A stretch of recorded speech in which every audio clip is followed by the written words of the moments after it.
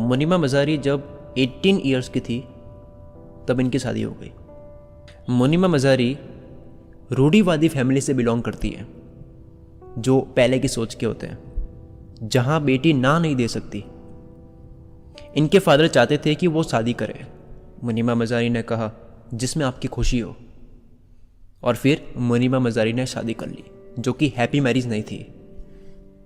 शादी के 2 ही साल बाद, यानी आज से 9 साल पहले, मुनीमा मज़ारी का कार एक्सीडेंट हो गया।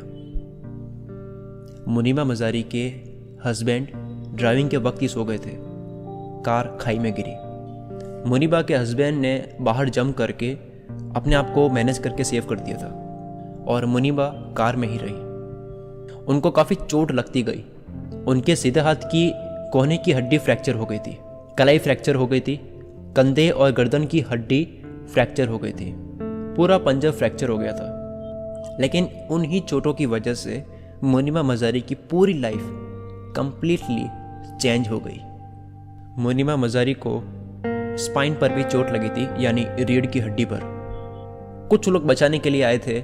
मुनीबा को कार से बाहर निकाला, उन्होंने CPR दिया। मुनीमा मज़ारी के लिए 2.5 महीने हॉस्पिटल में बहुत भयानक थे। मुनीबा ने आस ही छोड़ दी थी। एक दिन डॉक्टर ने मुनीमा मज़ारी को कहा, मैंने सुना आप एक आर्टिस्ट बनना चाहते थे, लेकिन हाउसवाइफ होने की वजह से आपने ये छोड़ दिया। तो आपके लिए एक बैड न्यूज़ है, आप अब पेंट नहीं कर सकोगे। दूसरे दिन डॉक्टर मुनीमा मज़ारी के पास आए और बोला, आपकी रीढ़ की हड्डी की चोट काफ़ी ज़्यादा है, अब आप फिर से चल फिर नहीं सकते। मुनीबा ने लंबी सांस ली और कहा, इट इज़ ऑल राइट। अगले ही दिन डॉक्टर मुनीबा के पास आए और बोला, आपके रीढ़ की हड्डी में लगने के कारण, जिसे ठीक किया गया है उसके कारण, आप अब बच्चे को जन्म नहीं दे सकते। उस दिन मुनीबा मानो तबाह हो चुकी थी। मुनीबा अपने अस्तित्व पर सवाल करने लगी कि मैं जिंदा ही क्यों हूँ। मुनीबा जिस कारण से जी रही थी वो ये था कि एक बार मुनीबा ने अपने भाई से पूछा, मुझे पता है मेरा एक हाथ विकलांग है, लेकिन मैं हॉस्पिटल में यह सफ़ेद दीवार देखकर और सफ़ेद पहनकर थक चुकी हूँ। मुझे कुछ कलर्स दो और कैनवास दो, मैं पेंट करना चाहती हूँ। तो जो पहली पेंटिंग मुनीमा मज़ारी ने बनाई थी वो उन्होंने अपने डेथ बेड पर बनाई थी, जहां उन्होंने पहली बार पेंटिंग करी थी। ये कितनी अजीब थेरेपी थी कि मुनीमा मज़ारी बिना एक सिंगल वर्ड भी बोले मुनीबा अपने दिल से पेंट कर सकती थी। मुनीबा अपनी स्टोरी को शेयर कर सकती थी। लोग जो भी मुनीबा के पास आते और कहते, ये पेंटिंग तो बहुत ही लवली है, बहुत सारे कलर है, इसके अंदर के दुख को कोई नहीं देख पाया, जो सिर्फ मुनीमा मज़ारी को पता था। और उस दिन मुनीबा ने डिसाइड किया कि मैं अपने लिए ज़िंदगी जीने जा रही हूँ। मैं कोई किसी के लिए परफेक्ट इंसान बनने नहीं जा रही, मैं बस इस मोमेंट को पाने जा रही हूँ, और इसे मैं अपने लिए एकदम परफेक्ट बनाऊंगी। मैं अपने जितने भी डर हैं उनसे लड़ने जा रही हूँ।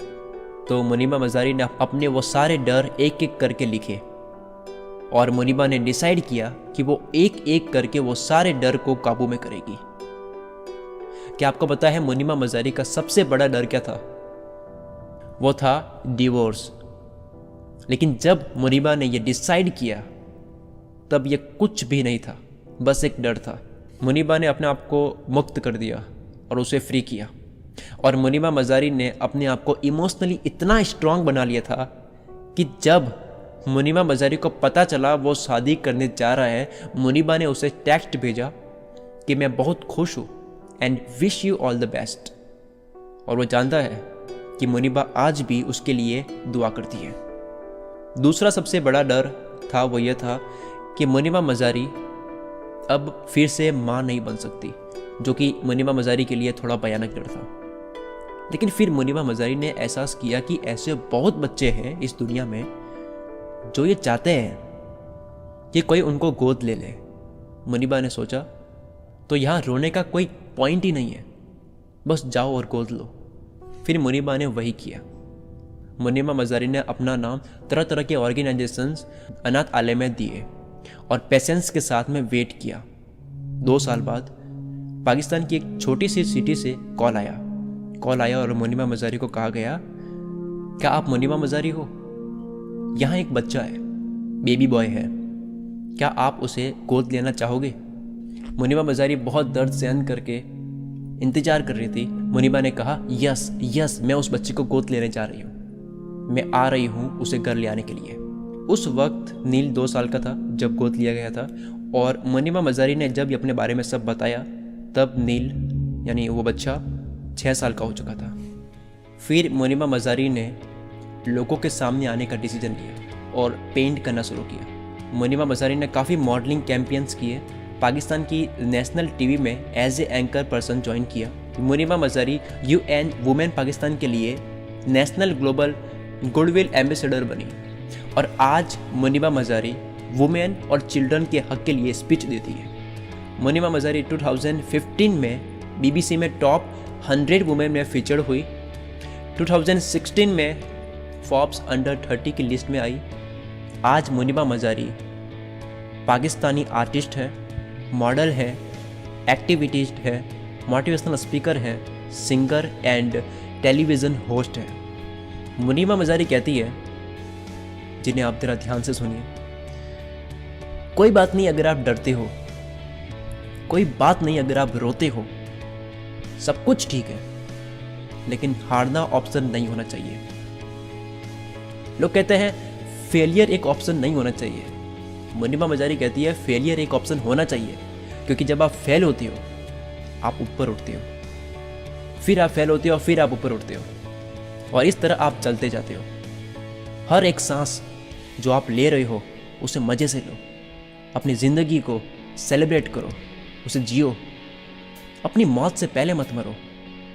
असली खुशी जो है वो ग्रेटिट्यूड में छुपी है, यानी शुक्रगुजार करना। तो ग्रेटफुल रहो।